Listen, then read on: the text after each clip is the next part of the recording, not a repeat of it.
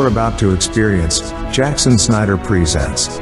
Direct from the Vero Essene Yahad, a Hebrew Nation radio original program. JSP is a variety show seeking out Jewish and Christian origins, religion, theology, and history, and doing so in a fashion that is both educational and entertaining. Welcome to Jackson Snyder Presents.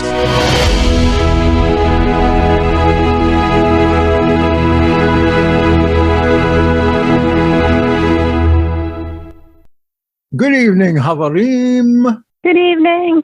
Glad to see you tonight. Yes, me too. I'm glad I'm here. But are you happy? Is everybody happy? Yes, very happy. Has anybody ever seen these shadow people? No. Little guys in the shadow with hats on. All you can see is their shadow. No? I mean, I'm not really sure what the guy was that was visiting me early in my childhood because I was always too scared to look. That's a good reason. That's a good excuse. I would try to be brave, and every time I'd say, okay, this time I'm going to look. And as soon as he'd get to my room, I would kick it out. Yeah, me too. I saw them. In fact, I had an encounter with them I talked about a few weeks ago, but I just wondered, I was reading a book about people that have had experiences with those kinds of things, and I just thought I'd ask while I'm on here tonight. Shadow people. If somebody hears this someplace and has experience with shadow people or shadow or hat men, they're called, they just appear in a black two-dimensional form. Sometimes they have red eyes, and they kind of sneak around and look at you. Would you let me know? I'd like to talk to you. Let me know at yahad.me, YAHAD.me, because I've met a lot of people that have seen these and reacted to them different ways, and I'm just curious. Gregory, you haven't seen these, have you? Gregory's not on. Drugsma, Yvonne Drugsma. He probably, he's using a phone. Okay. Well, we left Tammy about 16, 17 years old, and tonight she's going to put the capper on her testimony and interview, and I would certainly like, if you were her personal minister, whether you would rise to the opportunity or whether you would run like crazy to get away. That's what I want to ask you tonight. What would you do if you had the opportunity to minister to her or someone like her personally? Actually, you do have an opportunity here. It will probably gauge how much you're really wanting to be a part of a pastoral ministry, because this comes into pastoral ministry quite often in a parish or in a neighborhood. Okay, Tammy, I leave it up to you for a while, and I thank you for being here. Okay, thank you too.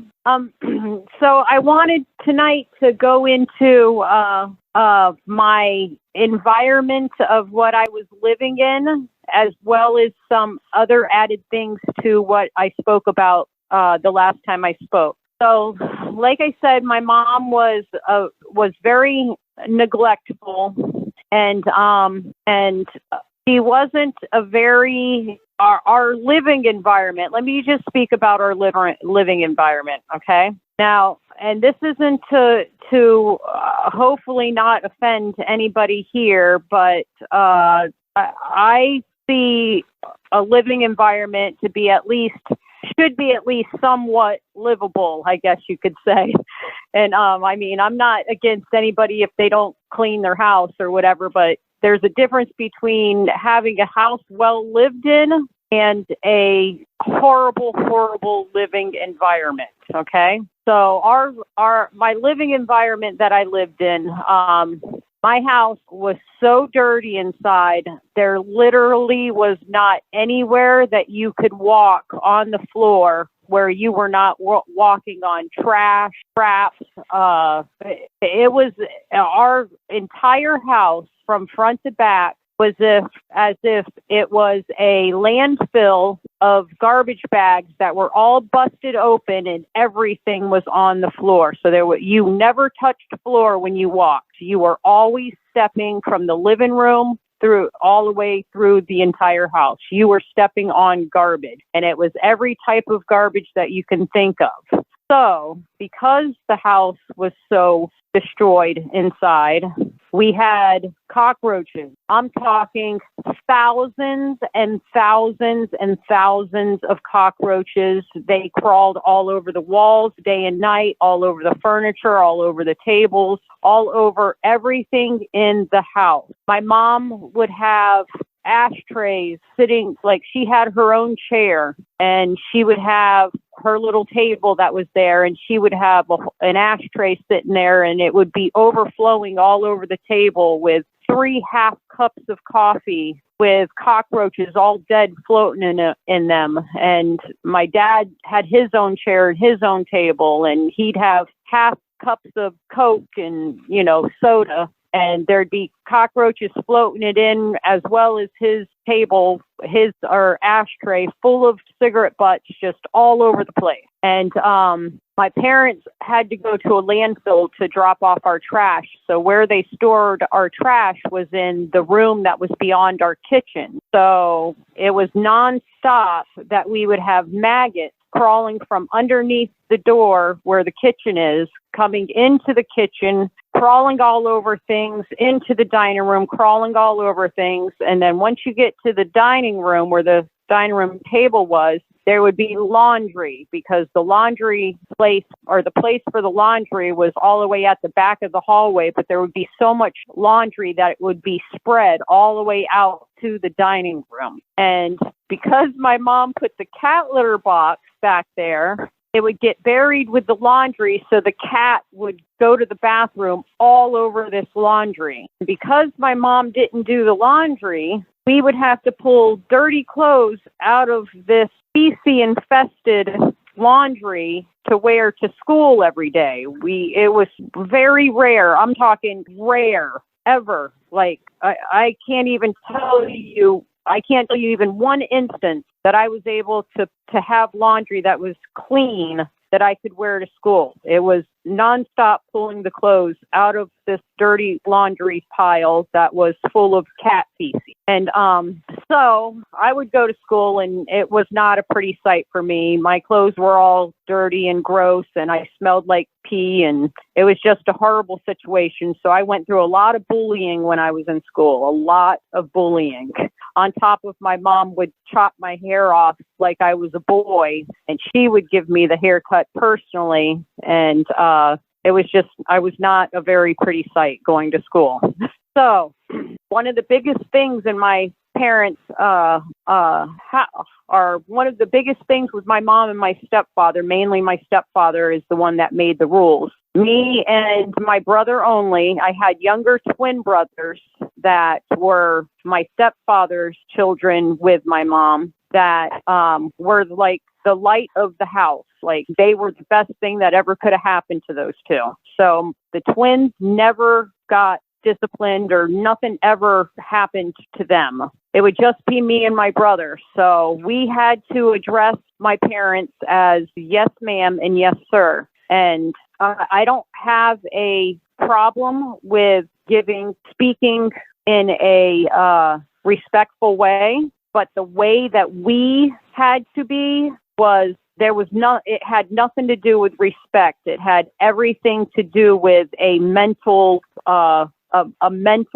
abusive way of having to say yes, sir, and yes, ma'am. And if we said it wrong in any kind of a way, like anytime our name was called, anytime my name was called Tammy, and if I said yes, ma'am, or yes, sir, in any kind of a way that wasn't the exact way that they told us to say it, I would be smacked. I would be backhanded. That is an automatic backhand. It had to be a specific way that we say it, and it had to be that same way every single time. But one of the things that were put on me and my brother, it was both of us, is that we had to serve them. we were like slaves in the house, if that makes sense. Like if I'm sitting in my bedroom and my stepfather's sitting in his chair in the living room, he'd scream my name. I'd say, yes, sir, just precisely right, so I didn't get smacked when I got there. And he'd pass me his cup and he'd say, go get me another Coke. So I had to go fill up his soda. You know what I mean? Or make me a sandwich, or I had to go make him a sandwich. You know, it was just nonstop. Every day we had to wait on him and my mother. My mom wasn't so much into, she'd help herself, you know, pretty much, but sometimes it would be the same situation with her. It was mostly with my stepfather, where we had to serve him like hand and foot, whatever he said to do, kind of a thing. So you resented that, didn't you? Oh, horribly. I never made my kids speak like that ever in their life. I don't make them use any type of grammar that was abusive to me as a child. And my kids are very good. They're very respectful. They're very, very good kids. But I could not go with that mentality, even if to say yes, ma'am, and yes, sir was considered technically respectful way to speak in a environment situation. But my stepfather liked to do other things that were torturous, like me and my brother would have to do dishes, and which, you know, I don't have anything against having to do dishes. My kids do dishes too. It's no big deal. But my kids, when it's dish duty, they'll, most of the time when they do dishes, they don't even have to be told. They just go in there and do dishes. You know what I mean? They see that the sink has dishes in them. They clean the dishes. They put them up. It's not a big deal. But in this situation, we would do dishes, and my stepfather would have, you know, one of those moods that night. And he'd say, you know, he'd scream out in the house, did you do the dishes? You know, and we're like, yes, sir. Yes, sir. You know, we did them. And he'd go in there. He's like, well, I'm checking them, you know. He'd be like, I'm checking them. He'd go into the kitchen and he'd say, if I find one dish with one mark or anything on it, one drop of water, because we had to wash, dry, and put away when we did the dishes. So he'd go in there, and I can tell you right now, there wasn't one spot on one dish. Everything was perfectly dried and everything was put away, because we knew what would happen if it wasn't. So it never failed, no matter what. He'd go in there, pretend like he's, I guess, checking the dishes, and he'd be like, oh, I found one. And he would literally make us pull out every single dish in the entire house. I'm talking every pot and pan, every dish, every cup, every piece of silverware. He'd make us pull everything out of the entire kitchen and wash, dry, and put away every dish in the house. That sounds like torture to me. It was torture. And then he'd come back again after we've done every single dish in the house, and he would pretend like he found, trust me, these dishes were spotless. These dishes were dried. You know what I mean? And he'd pretend like he found another dish, and he would make us pull every dish back out again and do every dish. We'd be up on like school nights that we'd have to be up at 6 o'clock in the morning. He'd find another dish. We would literally be doing dishes, every single dish in our house, until 2 o'clock in the morning, washing, drying, and putting away dishes. And this happened all the time. It would be probably, I mean, I'd say it would happen about twice a month. It would be a twice a month thing that he'd get like this all of a sudden attitude about the dishes and would make us do every dish in the house, because he would always supposedly find one dish that wasn't, you know, done right. But another thing that both my mom and my stepfather like to do is, if we have not been whatever their perfect way of being a child is that day, if they're like, it wouldn't never be anything really wrong that we would do. You know, there's many things that my kids do, and many things that they may do that aren't perfect, if that's how you want to say it. They make some kind of like mistake or whatever. Most things you don't have to discipline your children for. Most things you can just say, hey, don't do that, or, you know, that's not a good, you know, you can just tell them not to do it and they won't do it. You know what I mean? But my parents like to make me and my brother, it would always be us together too in situations like this. It was never, ever really just one of us in the situation. It would always be both of us. But they would stand us in front of our living room window. We didn't have curtains or shades or anything on our window. So our window was in full view of like any cars that would be passing by and stuff like that. But they would make us stand on one leg and put our hands straight up in the air. And our arms were not allowed to come down at all. If our leg even started to hang a little bit, we'd get hit with whatever he could find laying there on the floor. And so we had to stand there, and we had to stand there for hours, sometimes hours, with our hands straight up in the air and our leg on one leg with our leg all the way up. Nothing was allowed to hang. And if you know what I mean? Like little torturous little situations. And there were so many things that they made us do. But as I was pondering on things this week to mention this week, there was one situation that had happened where my stepfather had gotten upset with me. I don't even think I really did anything that extreme at all for him to go to the extent of anger that he came to in a instant. You know what I mean? I knew better not to make him upset in any kind of a way, but for whatever reason, something that I did, and I can't tell you what it is because I can't remember what it was, but I must have been about, I don't know, 10, 11, 12, somewhere around that age range. I don't even remember the exact age range, but he picked up a steak knife that was laying there on the floor in the living room, and he just slung it at me. Now, I truly don't believe that he was trying to hit me. I believe that he was throwing the knife at me and expecting it to just go right past me. But when he threw the knife, it came right at me and it stabbed me right in my hand. And it literally stabbed so far that it stabbed into the bone. So the knife was, because my hand was on the table, and the knife stood straight up in the air because the bone was holding it up. You know what I mean? And so I immediately pulled the knife out, and my skin was tucked inside. When I pulled the knife out, my skin stayed tucked inside, and I was holding my arm. And the first thing my stepfather did is the look of shock on his face that the knife actually hit me. Like, his face looked shocked. And his next words out of his mouth were, "Don't tell your mother! Don't tell your mother!" And I don't even know why he even responded that way, to not tell my mom. I mean, I didn't tell my mom anything anyways, because it didn't matter. Most of what happened to me happened in front of my mom. So why would this make anything different? But whatever the situation was at that time, he got scared.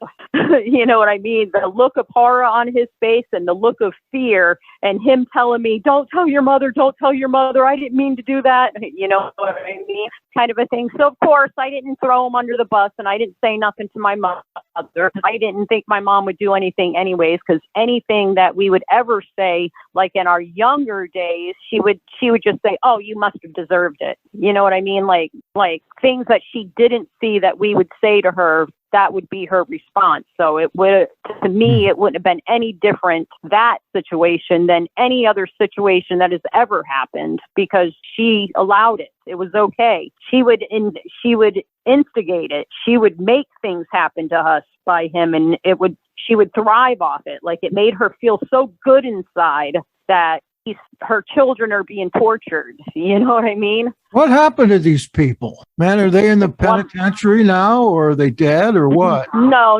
My mom is well and alive, and my stepfather ended up committing suicide. I think I mentioned it last week after I told you after the whole Cracker Barrel thing. My stepfather, a month later, ended up committing suicide. But so the situation was just my whole situation, my whole living environment, my whole existence in just being there was literally like I was in a prison, the most horrible prison that you could possibly be in as an adult person, I guess you could say, as a grown up. I mean, even prisons are clean, but I mean, like, I'm talking like such a horrible, horrible prison I was in.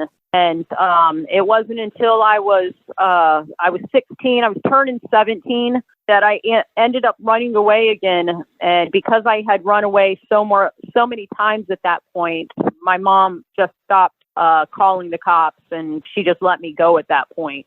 And so I ended up, never going back home. I can tell you that. I never went back home. I left. I mean, I was in the area, and after about 6 months or so, I knew that my mom wasn't looking for me, and that basically she let me go. And I would stop in periodically, but it was just such a horrible experience. And I was so, being out in the real world, I was so developmentally delayed, and I had no idea that I was developmentally delayed. But when I came out into the world, I didn't know things like, I didn't realize that everybody didn't know the Father. Like, I thought everybody knew the Father, and just some people chose to be like evil. You know what I mean? How in the world did you get any kind of religious instruction in an environment like that? I'm telling you right now, the Father met with me when I was a very, very, very small child. I can't explain the situation, but I've had the most unbelievable spiritual experiences with the Father that are supernatural experiences, that if you wanted to do a whole nother show, I could tell you all kinds of things about supernatural experiences beyond what I've already told you, from, the first video that I made. But the Father came to me, and I don't know how it happened. I don't know exactly when the encounters began, but I knew the Father, and I had somebody, it might have been my grandma, I don't know. Somebody gave me one of those little pocket Bibles, the ones where it's just the New Testament, and then it's like Psalms and Proverbs. Oh, yes. I got one of those early in life, too. It made a big difference in my life.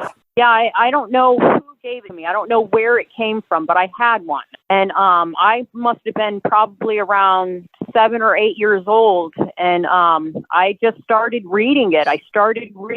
And I already knew the Father. I'd been talking to the Father for years by that time. Like, definitely at the age of 5 and 6, I had already been talking to the Father. To me personally, I've always known the Father. I don't know that he's ever not existed in my life. I did not need anybody to teach me about him. I did not need to go to church. I didn't even need a Bible. I knew that there was, I had God. I knew that I had him. That's a real strange thing. Can I ask you something about that? Same with me. I never had to have that kind of experience other people do, or come and confess my sins in order to get saved. I've been always walking with the Father. Now, I can't understand that exactly. What am I special, or are you special, or what? Why was it us? The only thing I can think of is that maybe dead ancestors had been praying while they were alive. Yeah, Melissa's another one. I'm sure, Melissa, what you're saying is true, that you have always known the Father just naturally. And so I was about this too. Go ahead. I'm sorry. I was just going to say, so I was clueless when I came out into the world, and I realized that everybody doesn't know him. Like, this is a world that is clueless about who created them. I mean, I'll give you an example of how spiritually minded I was. When I was in school, I was in, I want to say, the 3rd grade. And the teacher had us all sitting around in Indian style, and she was telling us about the story of creation. She had the picture up of the apes turning into humans, and I'm staring at this picture, and here I'm talking to the Father. Like, I would generally speak to the Father, telepathically, in my head.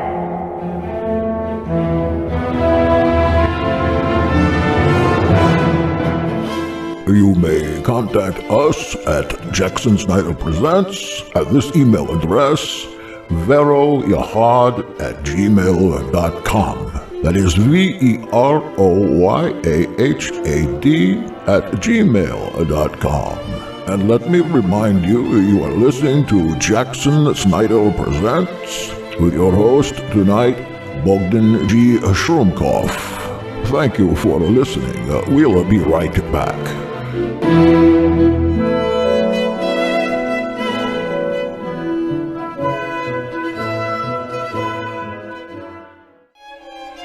Jackson Snyder Present is back. Join us now for more of this interesting discussion. I wouldn't, in my classroom, obviously, I wasn't talking. We weren't allowed to talk. We had to pay attention to what the teacher was doing. So I'd be having conversations with the father. And I would say in my head, I was like, wow, God, I can't believe you made the monkeys turn into humans. That's really neat how you did that. I had no clue that they were trying to tell us that creation was another way. Oh. Yeah, I rejected those things in school. By that time, they started teaching that I had been to church and that those ideas had been condemned. But I don't know if I had been taught about sexuality, perverted sexuality in the kindergarten or third grade. That might have made a big difference in life if the school would have been teaching that as they want to do now, except here in the free state of Florida. Yeah. Yeah. Florida's another story, but I grew up in Florida, so I know some deep things about Florida. Yeah. And Florida, we've got a new Florida now. We've got a new Florida with this governor. He seems to be strictly against and willing to legislate against anything that is foul or indecent in this state. It's incredible, and I hope that he lasts. But had that been taught when you and I were little kids in school with our teacher who we trusted, where would we be now? Well, we'd have the mindset of all the rest of the people around here. The ones that we thought were going to be full of the Father and know the Father that don't know the Father from Hogan's goat. We would be in that same place. Thank God we aren't. Yes, I agree. I definitely agree. How would we? My kids are homeschooled, so we put. I can't imagine how you could have held up in that kind of environment if you didn't have some kind of innate spiritual background there to counter that. I have some personal questions for you. I'm going to leave them for a little bit. Go ahead. I'm sorry to keep interrupting, but... No, that's okay. I wanted to give a testimony, though, about my childhood that I think is really super important that you everybody here know this, okay? Okay, I do. Now, okay, because I do know the Father, and I'm actually very, very, very, very in tune to... a lot of things. The Father has shown me a lot of things, and I could have my personal feelings about, everything that I've said and on all my videos. Those were unintelligent conversations that I was having because it was nothing that really brought glory to the Father. But it was something that needed to be done because it's a darkness that has been in me, and I have hidden it for so many years, and I just feel like it is just the last thing that I need to get out. I need to get it out of me, and I'm truly thankful that you've allowed me to do this. But I want to give you a testimony about my stepfather, okay? Once I had my daughter, my first daughter, I was 17 when I got pregnant. I had her shortly after I turned 18. And I told you in my last video that I told my mom and my stepfather, they better not ever touch my daughter or speak to her or do anything, to hurt her in any kind of a way like what they had done to me, or they'd never see my daughter again. And, and that's kind of how it was. Probably within I want to say probably 8 months into my daughter's life, I went to my parents' house with my daughter, and it was just my stepfather there. And he asked me to come in his room. He was like, Tammy, come in the room with me for a second. And that always scares me. When he says come in the room, that means something bad, and here I'm I'm 18 years old, but I'm still scared to death of this man. Okay.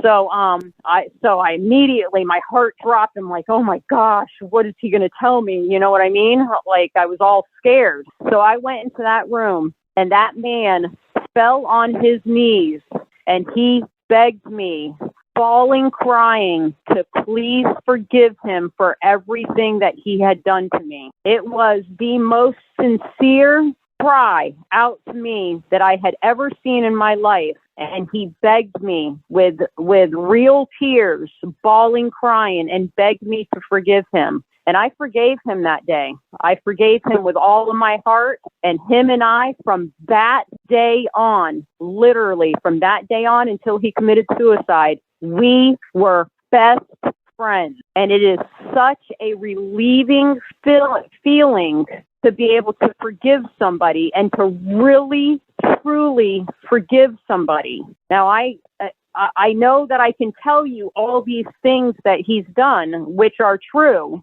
because they've never left me. You don't forget about what somebody's done. But I truly, to this day, right now, in everything that I've told you about this man, I truly have no anger or hate or any type of negative feeling towards him. I fell in love with him. He really became my dad, and he ended up being my daughter's favorite grandpa. That is amazing. He was, I'm telling you right now, he was the best grandpa in the world. My daughter loved him so much. He could not wait to go see him. And he would come to my house, just about every day, because he lived in an apartment complex next to the apartment complex that I lived in. It was two separate complexes, but we were right next to each other. He would come over just about every day, and my daughter's whole life would light up when she would see him. Was there something that you think that brought about a change in his heart? Was there an occurrence of some kind?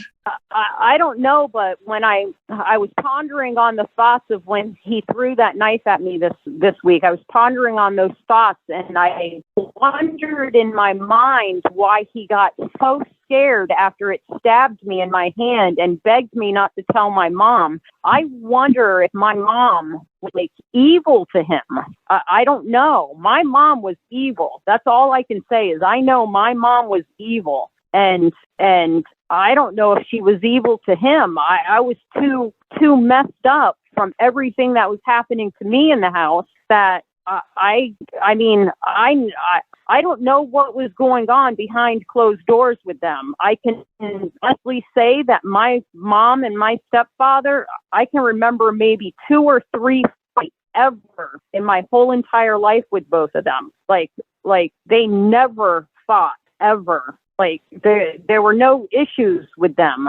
You know what I mean? So I don't know why that happened. I really, really, truly, truly do not know why that happened. But I can tell you that we became the bestest of friends. I had the most wonderful, probably, I think it was 3 years. So it was shortly after I had my daughter at 18. So I must have still been 18 when he said that to me, because when I told my parents never to touch my daughter, she was a newborn baby at that time. And I want to say that she was probably about 8 months old when he brought me in the room and all that whole thing happened.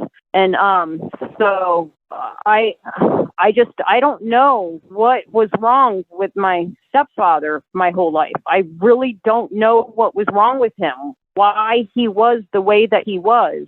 And I wanted to say something too that I noticed on the second video that I had sent where I mentioned about the black eyes. At the end of the video, I heard you say that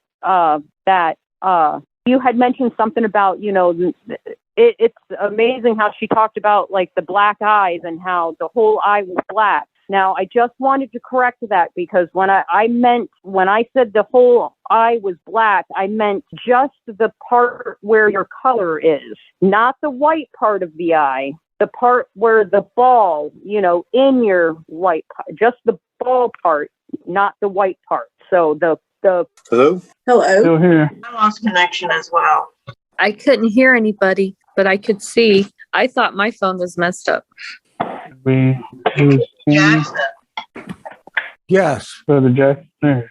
I'm back. Thank you. Thank you. What I was saying was that I saw this kind of behavior and domicile in children that I would visit, not in my house. My dad was kind of an absentee father because he worked on the road. So I didn't see that kind of thing in my house, but other people's house. In fact, one time I remember second grade, first grade, going to a child's house, and the mother said to me, "What the hell are you doing here?" I didn't hear that language before. What the hell am I doing here? Well, your son invited me over for the night. I would have liked to say, but I couldn't say anything except be shook up. I've seen. Hello? Yes, you're back. Good. What was the last thing I said? I didn't know that the call dropped. Black eyes, I heard. Right. Okay. So you had mentioned how something about the whole part of the eyeball, the whole white part of the eyeball being black. And I just wanted to say that it wasn't the whole white part. It was just the ball that's in the middle of the eye. You know, the part where the color is. Yeah. That would turn black. Not the white part of the eye, just the ball that's in the middle that would turn black. The whole thing would turn black. So I just wanted to say that because I've sent your video to a few people. I've shared your video with a good group of people, and so I know that they're going to watch the fourth video. So I just want people to know that it wasn't the white part of the eye. It was just the ball that's in the middle. Right. Okay. We get that now. Mm-hmm. You probably couldn't. That was the iris, but you probably couldn't even see the pupil then. Yeah, no, the whole eyeball was black, and I've seen it in multiple different situations that I've been in where I've seen the black eyes, and one being my ex-husband, my daughter, and my oldest son's father, my first husband.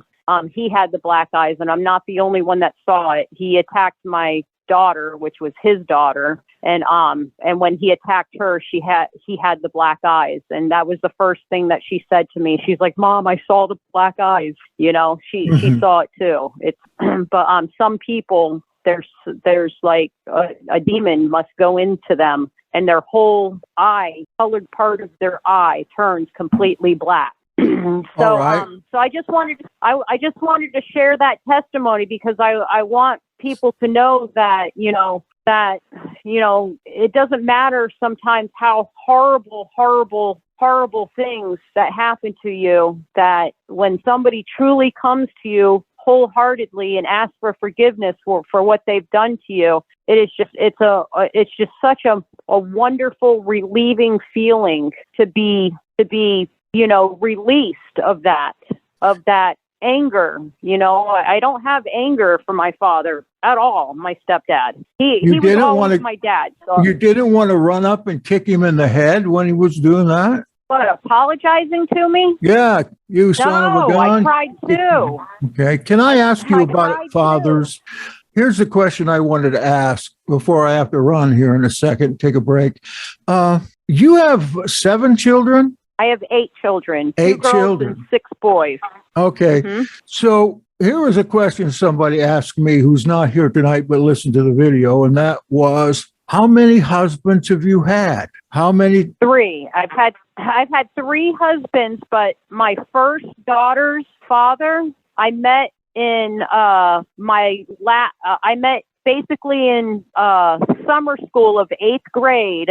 My parents had just moved to Naples, Florida from Fort Pierce, Florida. And I met him in summer school of 8th grade. So he was my boyfriend, I guess you could say, that I had in the 8th grade. And we were together, through what years we were in high school. And I ended up getting pregnant. But that situation was a very horrible situation. I did not want to be this boy's girlfriend right from the very, very beginning, but I got pressured into being his girlfriend through the new friends that I had made there at that time in Naples, because he kept bothering them tell her that I like her, I want to be, whatever. And being that I was so intimidated and just walked in such horrible fear, I didn't know how to tell him no. And when it came to the time of, him wanting to be with me in adult ways, I guess you could say, I didn't want to be with him that way at all. And I was kind of forced into doing that. And it was just a really horrible, horrible situation with that boy. It was just I did not want to be with him. I did not want to be with him in any kind of a way. And I just didn't know how to get out of the situation. I was in like a situation where I was being controlled in some sort of a way somehow, and I can't explain it, but I was under like this control with him. So that situation did not last, and I definitely didn't marry him. But my first husband I met when I was 19 years old. And then my second husband was at 28 years old, and my third husband was at 35 years old, I believe, 36 years old. I'm 47 now. Are you there? Hello? Jackson had to take a break. Oh, okay. Okay, I'm back now. I'm sorry, I did have to run out. Thank you, Steve. I'm back. Did you ask me a question? Okay. No, you asked me a question. You asked me about sometimes you just have to run, but you can't hide. That's okay. You had three husbands, and were they all cruel people? Do you have a husband now? No. I will never marry again. I have no desire to have a man in my life. I am totally and 100% committed to the Father. I'm very happy to be committed 100% to the Father. I do not want to have to split my time with a husband, and I'm not being selfish about it. I've had my husband, I've had my children, and I'm done with that lifestyle. I don't want anybody stealing my time that I have with the Father. Are you able with all those children to have like devotional time with them, especially considering the ages that they are? I have devotional time every day, all day. I could put my kids on here right now as a witness. It is devotional with me every day, all day. I am never not playing something that is scriptural and teaching them. I never stop teaching them. It is nonstop, and it is every day with me. To me personally, it is the most important thing that my children can be getting on an everyday basis. And they are not bothered by it. They'll be piddling around and doing some things, and so will I, but we'll all still be listening to the word and doing, and going on about our day. But I never stop studying. I never stop. It is nonstop with me that I have the word going in some sort of a way every single day. Okay, good. That's wonderful. Wonderful. I'd love to have some time with you, Jackson, and maybe the group to talk to you about things that I've seen in the Word that I'd like to talk about. If you have, well, let's do it next Tuesday again. That would be wonderful. I'd love to share all the things that I've seen because my prayer every single day, my prayer every single night. When I lay down and go to bed at night, that's my personal time with the Father. Whenever I can get alone time, that is my personal time with the Father. I never stop praying for the Father to show me the truth, because there is so much stuff out there that is deceptive. The enemy has been working since the beginning of time to deceive us. And there is just so much that the Father has shown me that is His truth. My prayer is every day, every night, I want nothing but your truth. I want to know your truth, and I want all deception and lies to be put to the side and not. I'm working on right now still unchurching myself. I'm unchurching myself. You ever heard of unschooling? I unschool my children. If you've never heard of it, it's completely, I don't do things the way the school does it. I unschool my children. My children live and learn by hands-on experiences, not with government school textbooks put in front of them. Can you hear me? We understand. I think we've all had to go through this to some extent. You keep the Shabbat then as well? Yes, so I'm in the process of unchurching myself because I spent a good large portion of my adult life in churches. And So what does that mean exactly, though? What is unchurching? Just on Sundaying, like? I'm talking everything, the doctrine, what they've taught us, the things that the way a church operates. My ex-husband, my 4 boys' father, and I were we helped form, or not form, but is the word for it. Founded a church, I guess you could say. It was called Fisherman's Home Church, with the pastor who was actually the youth pastor of the church that we were all going to. And then the youth pastor branched off and started Fisherman's Home Church. And my ex-husband and I were the right-hand man and woman of the pastors. So we knew everything about the ins and the outs of the church and the church function and just everything about the church. And it didn't take us long to figure out that the church was not operating biblically. Right. There's a better way. There's a better way than that. Less pagan way. The way what Messiah taught, what the Father taught from the very beginning. From the very beginning, when the Messiah came, the Messiah did not come with a new way of being or a new way to walk. The Messiah came and he taught what the Father has taught since the beginning. Arguing that at all, that's what you're doing then now? You're doing what he's taught since the beginning, which would be the 7-day Sabbath?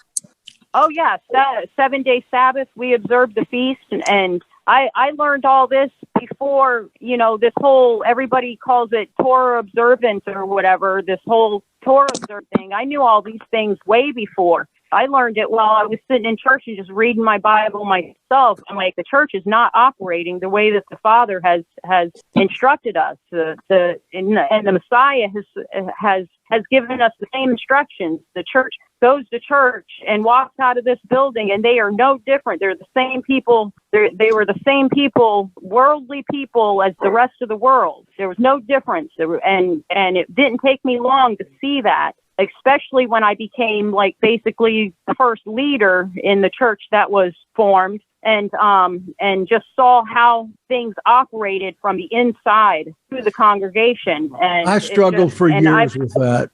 I've struggled and struggled and struggled for years, maybe even decades with that. I knew, and I began to practice while I was still pastoring churches.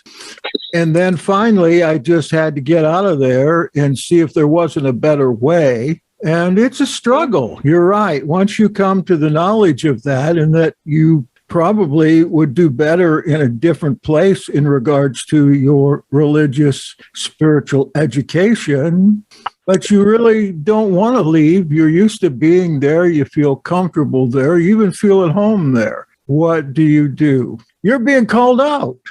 I was called out. Yeah, I was for sure called out. And that I have from that church, that was the last church that I was ever truly a part of ever again. Now, I've visited multiple different churches. I've traveled the whole country. I've done 33 states total. I've done 32 of those states at least 5 or 6 times, traveling the whole country and observing everything around me, visiting multiple churches, and all the churches, it doesn't matter what denomination is, it's all the same message, and the people are fake, and it's just, the churches are corrupt. That's all I can say. The churches are corrupt, and I hate saying that because it's a real harsh word to say, but the truth is the truth, and there's only one truth, and the Father gives it to us. The Messiah comes and confirms it when he comes. He confirms the truth, the only one truth that there is, and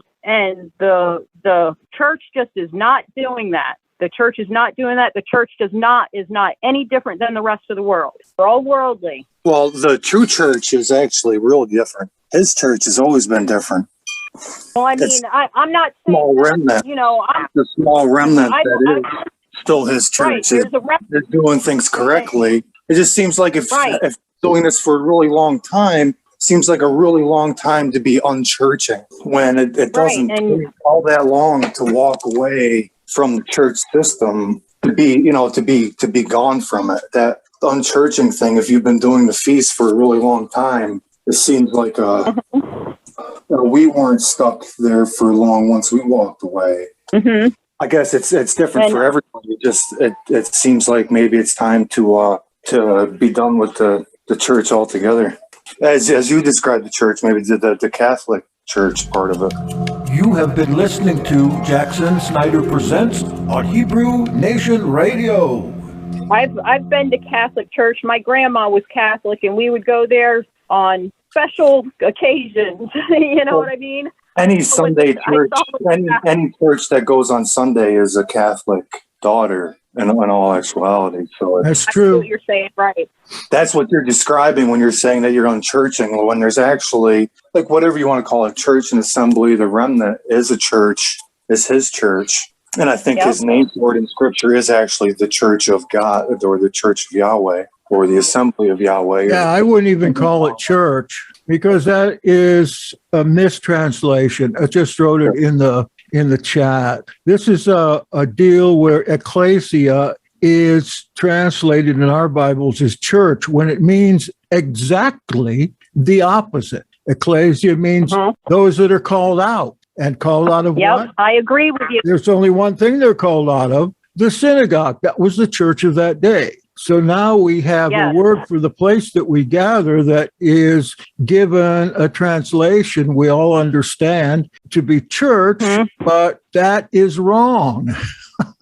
You see how difficult it is for people to say that the Bible, at least in the English, is incorrupted. That is probably the biggest place that it is. Yes, the Bible is corrupted for sure. King James Version, King James himself was not a master mason, but was a mason, and he reported to the master mason. He was also he was a deviant. I've done so much studying on church history, on the history itself, how the Bible was created. There is so much information that I could share with you guys. I'm sure. I mean, I went through your stuff, Jackson Snyder. I've watched just about all the videos that I could so far on your channel, and I can see that you are trying to go in a different way than the actual church. You said you were a pastor for 25 years or something. That's right. In a church, and you've come out of it,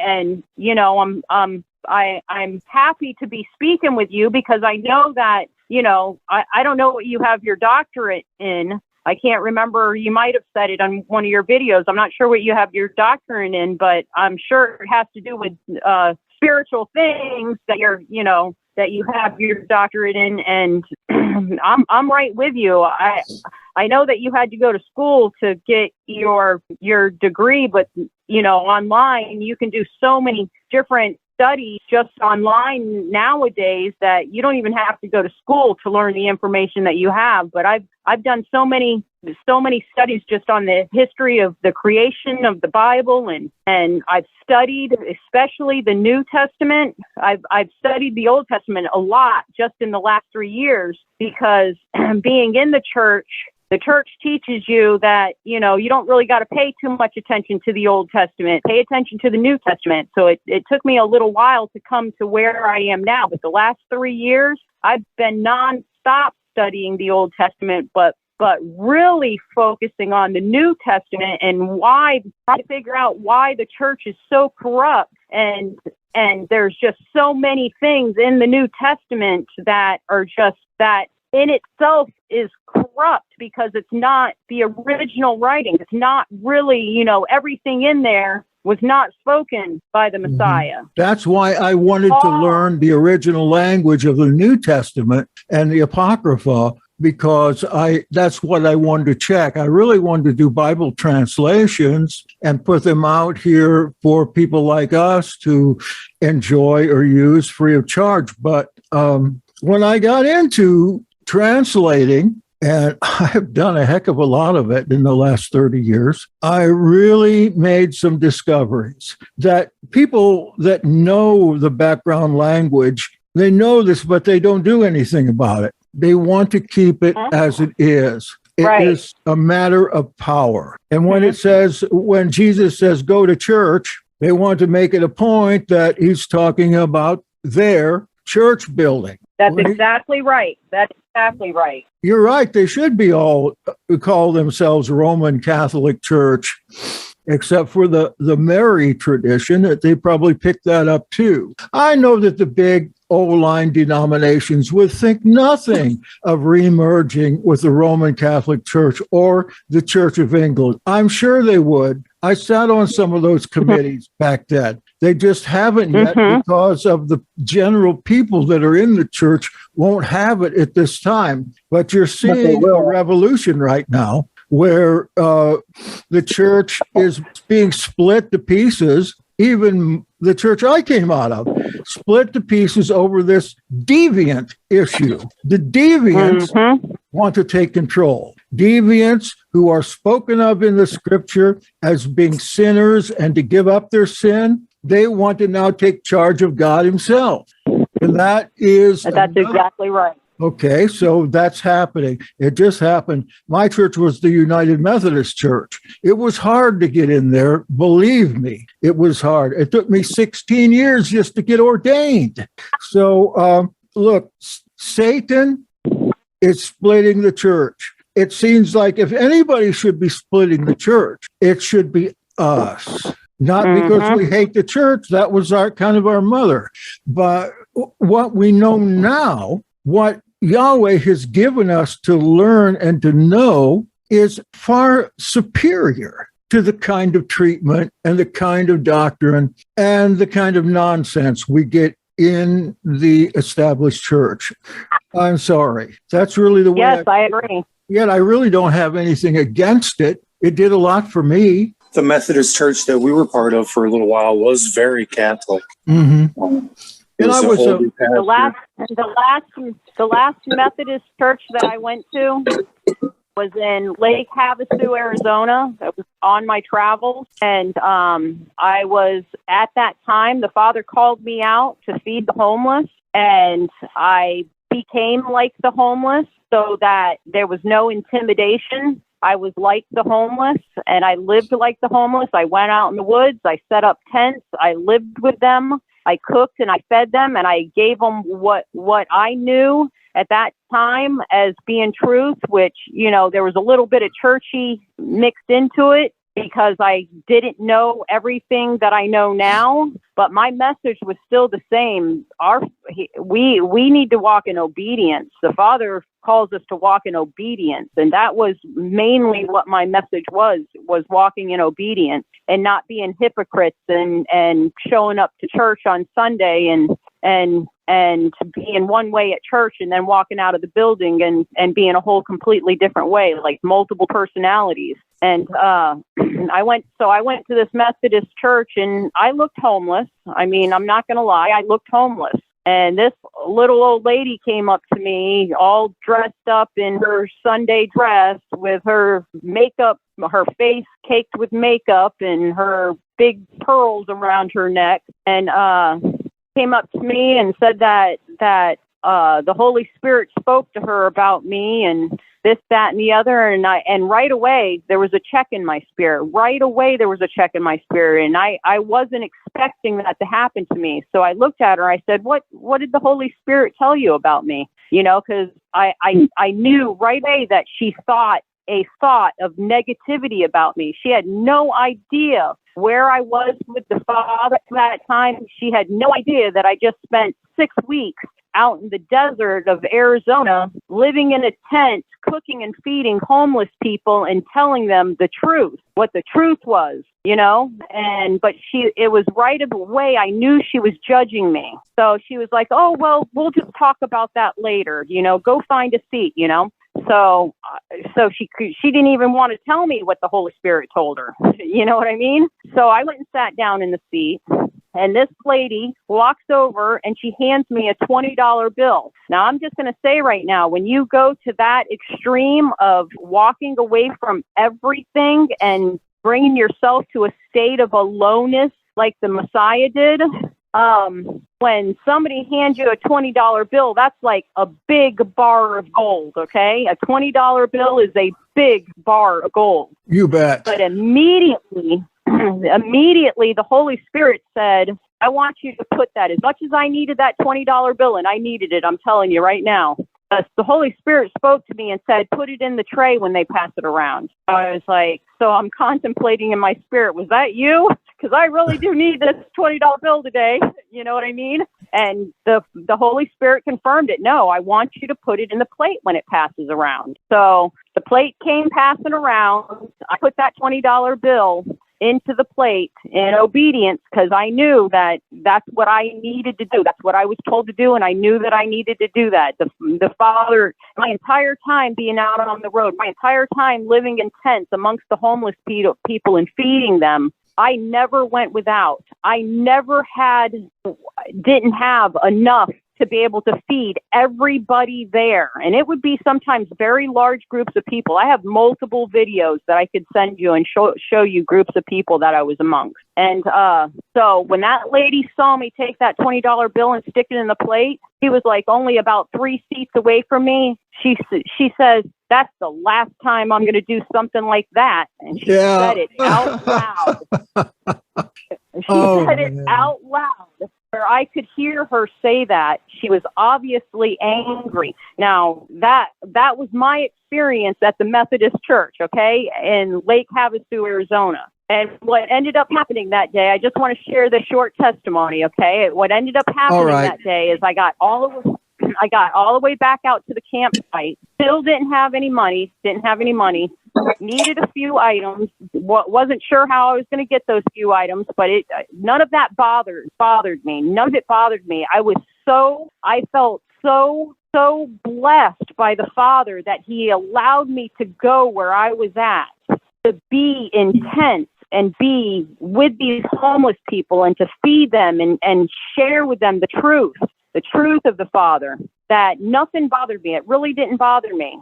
I got all the way to my campsite, or no, I was almost to my campsite, and I remembered, oh no, I forgot to get wood for the fire, you know? So I was like, I guess I'm not going to have a fire tonight, you know? And so I proceed on into my campsite, and as soon as I pull up, there is a big, huge pile of wood laying there at my campsite. At that time, I had no idea where it came from. So I go over to the wood and I'm staring at the wood. I was like, wow, I just can't believe all this wood's here. And where did it come from, you know? And then I walk over to the little makeshift table that I made with coolers, and there's a $20 bill underneath my coffee, or a $10 bill underneath my coffee cup from where I was sitting earlier that day. So I only needed $10 that day. So it was exactly what I needed, because I never need more than what I need. You know what I mean?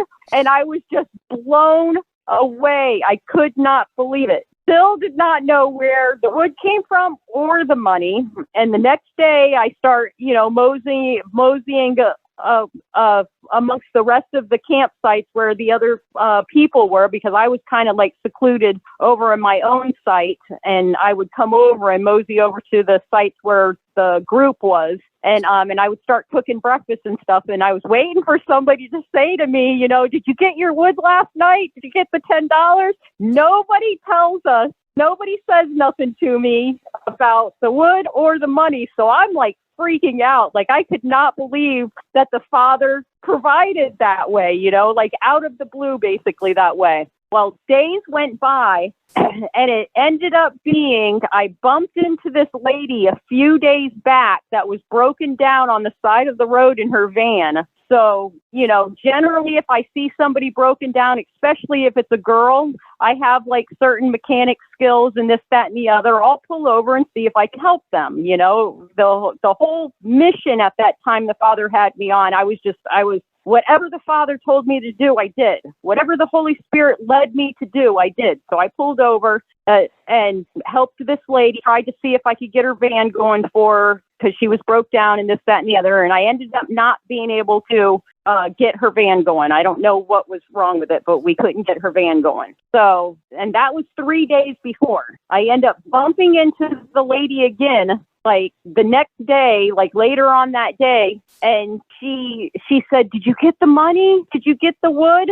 It ended up being a lady that was broke down in town. And while I was trying to help her with her van, I had mentioned to her, "Yeah, I'm staying down at the campsites that are down at the, the other end of the, Lake Havasu is like this one strip road that's like 20 miles long. So you have you leave the campsite and you go 20 miles up the road, or maybe not even 20 miles, maybe 15 miles up the road. It's just this long strip through Lake Havasu. And she ended up being on like the other end of town. My campsite was, on the other side of town, but I ended up in conversation while trying to fix her van. I told her I was staying at the campground, on the other end of town. And she remembered every detail of what I told her. I said, "Yeah, when you go into the campsite, I'm around the corner, up on the pedestal. Like there was this mountain type area where there was you go up a hill to get to my campsite. It's the only one there,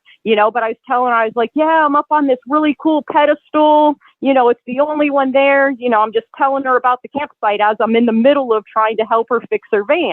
And she remembered every detail of our conversation and ended up getting her van fixed. Somebody else helped her getting her van fixed, and she drove out there. I guess saw that we didn't have any wood. I don't know. Dropped off a whole bunch of wood and gave the $10. It ended up being her from days before. And it was such an amazing experience. It was such an amazing experience being out on the road, feeding these homeless people and just telling them the truth, listening to all their stories.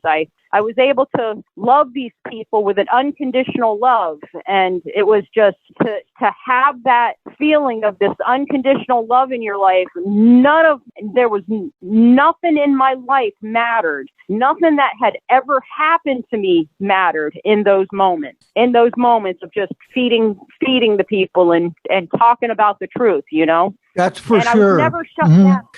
I was never shut down by these people either. My method was I just followed what the Holy Spirit said. Feed them, Tammy, and they'll listen to anything that you have to say. And it was that way.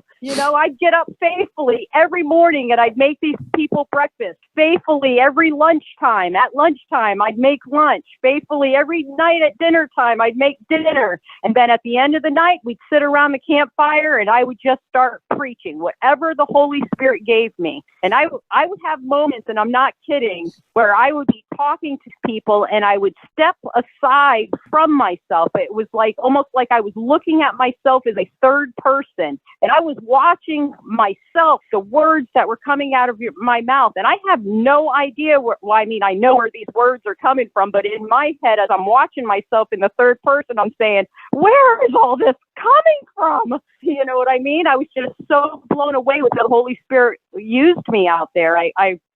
It was such a blessing. It was such a wonderful, wonderful time in my life.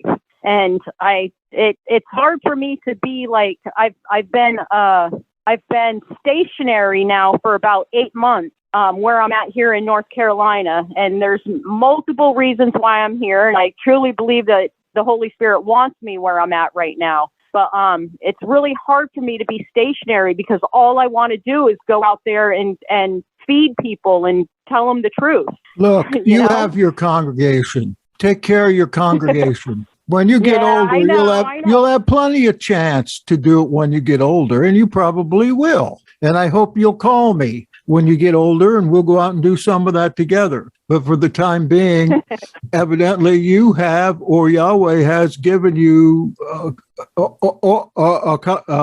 ecclesia, and here you are. So you'll get freed up. How long is it going to be until you're freed up? 18 years? Oh, no. I bring my kids on the missions with What's me. your youngest child? How old's your youngest? My youngest is 11. My 11? youngest son is 11, and he's been with me the whole time. He's fed the homeless with me the whole time. Okay, well, you've only got 10 more years, and you'll be free to go. That doesn't. You can take your clan out.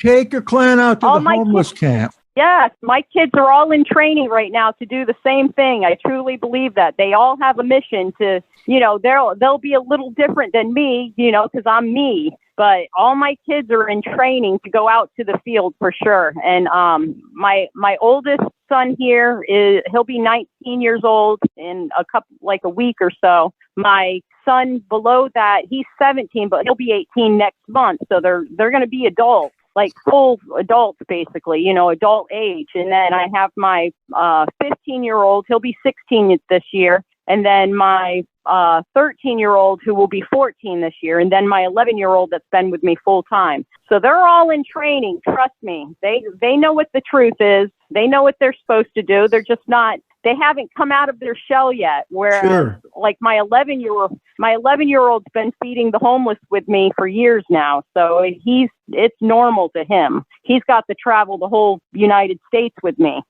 In 2019, I had a childhood like that and early adulthood as well. Going to homeless, I played the piano in the nursing homes and in the rescue missions and all that kind of stuff. But in 2019, we had Sukkot in a homeless camp. We didn't know we were going to a homeless camp, but we ended up there with our tents and everything. And I'll tell you, you were right about the people there. They showed their best side at any rate when they come around. And I saw in 19 at that homeless camp, I saw some of the most dynamic acts of ministry coming out of Bishop Ragash, of all people, that I had ever seen. And we had changes for the better. We had conversions. It was really something. So, well, if you ever want to do Sukkot again, out with homeless people, I'm in. I want to be there. I want to be with you guys, and it will be an unbelievable time. And I'll cook for everybody that's there. I know how to cook for very large groups of people, all on my own. I don't even need help. I love it. Well, good, because it was incredibly fun with those people. We made friends everywhere. There were some exceptions, believe me, but to be able to be in the presence of seeing the miracles that we did in 19 with the people that were there, and also some of the atrocious acts that happened back in the rest of the camp. It was just an amazing thing. No, I don't think I ever talked about this, Ann, before, but we did it. We did it. And this is a good time to break off until next week. Let's do this again, Tammy, and you can tell us about the supernatural next time. And I wonder if I could give you a ministry here, if you could put together a message of a half hour to 45 minutes. I like to get you on to our Shabbat service. I would love that. I want to share some of the things that I feel like the Father showed me first, because I want you to know where I'm at, I'm at. Sounds like you're pretty good now. Well, put it together and let me know, and then we'll get together next Tuesday and you can tell us about the supernatural occurrences that happen in your life that should really help us to be excited about our faith again. Okay? Yes, I will. Thank you so much for having me. Oh, yeah. Thank you. And thank you, audience. You're a great audience. You helped out a lot tonight. I got to thank especially Steve, who's the co-host here tonight, who we need to know more about Steve, but he said he's just a simple country boy. Oh, okay. Okay. Thank you all. And as Steve might say, y'all stay blessed. See you next Tuesday. This is your host. Thank you for listening. I hope you've enjoyed our variety show, Jackson Snyder Presents. This is a presentation of the Vero Essene Yahad in Vero Beach, Florida. If you would like more information about today's broadcast, email jackson@HebrewNation.net or visit HebrewNationOnline.com. Until we meet again, may Yahweh keep you safe and close to home.